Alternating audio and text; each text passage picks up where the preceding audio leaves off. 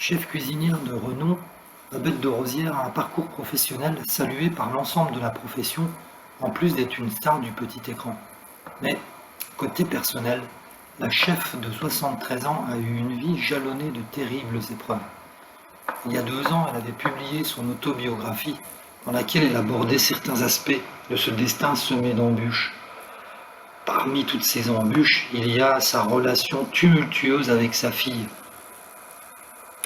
Elle dit: Ma fille Valérie, je ne sais pas si elle existe encore. Je veux pas savoir et j'en dirai pas plus.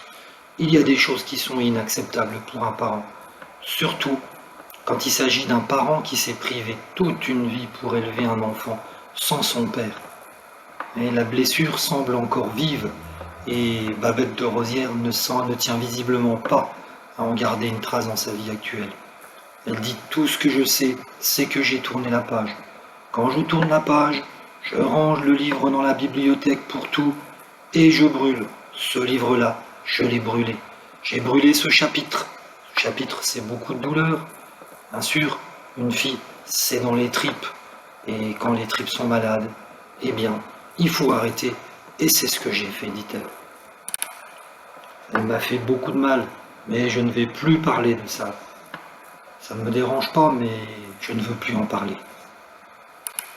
Babette est très sévère à l'égard de sa progéniture. Dans son livre, on trouvait des parties très dures. Elle disait: En grandissant, ma fille révélait, en plus d'un caractère de cochon, un physique inquiétant. Bâtie comme son père, avec un long torse sur des jambes courtes, j'envisageais, bonne mère, de corriger par le biais du bistouri les malfaçons dont elle était atteinte. Mais la chirurgie a des limites. Jamais le bistouri ne pourra modeler un sourire sur un visage ingrat.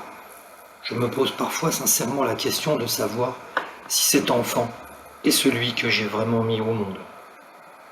Histoire très dure, donc, dont Babette de Rosière a du mal à parler encore.